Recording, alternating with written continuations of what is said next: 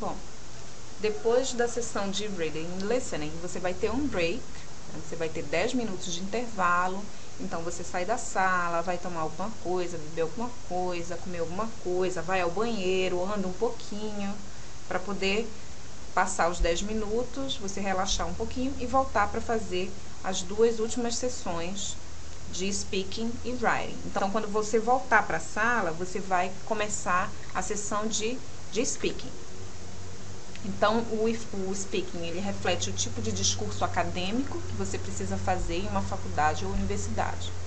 São 6 tipos diferentes e vão levar 20 minutos. Então, são 6 tipos diferentes, sendo que 2 são independentes, ou seja, você vai precisar falar de tópicos familiares para você.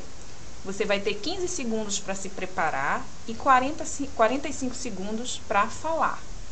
Depois você tem mais 4 tarefas. Essas 4 tarefas, elas são integradas, ou seja, você pode ler alguma coisa, ouvir e depois se preparar, ler um trecho, né?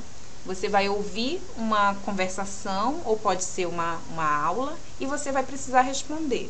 Então, você tem 45 segundos para ler e você vai ter entre 60 e 90 segundos de uma conversação ou de uma aula.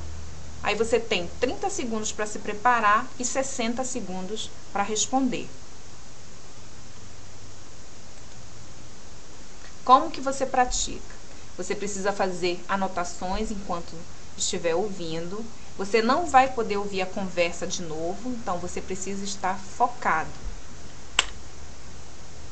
Como que o speaking é pontuado? Então, são duas coisas que você precisa ficar atento. O delivery, o que significa o delivery? Ele significa tanto o fluxo quanto a clareza do seu discurso. Uma resposta que leva uma pontuação maior, para vocês terem uma noção, ela é bem acelerada e sem longas pausas e interjeições. Elas podem conter erros de pronúncia ou problemas com a entonação, desde que não dificultem a compreensão do discurso. Então, vejam que não precisa ser perfeito. Um outro aspecto avaliado é o language use, que você precisa usar eficazmente a gramática e o vocabulário. A complexidade da estrutura das frases também é levada em consideração. As pontuações mais altas, normalmente, o que você vai encontrar? Uma variedade de estrutura de frases, um vocabulário vasto e poucos erros gramaticais. Mas, como eu disse anteriormente, as melhores respostas não precisam ser perfeitas. Então, foquem nesses itens para melhorar o speaking de vocês.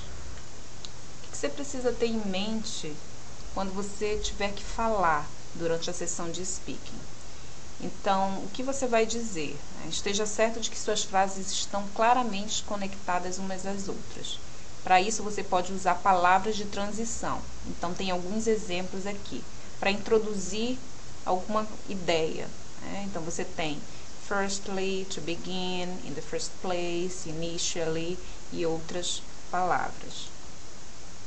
Para exemplificar, você vai exemplificar alguma ideia. Então, você tem to illustrate, for instance, for example, take a look at, entre outras.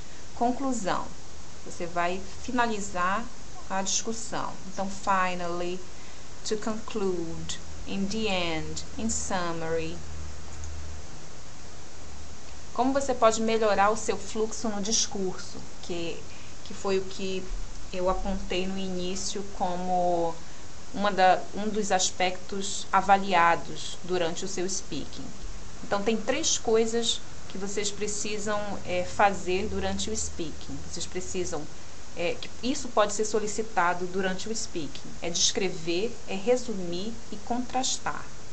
Então, algumas frases que vocês poderão usar para descrever detalhes sobre alguma coisa. Então, one aspect of, one characteristic of, one quality of, e por aí vai. Resumir. According to the reader, to the lecturer, to the speaker, the reader, the lecturer, the speaker states that, argues that, asserts that, e entre outras. Para contrastar, in contrast to, one difference between, unlike, one distinction between, e por aí vai.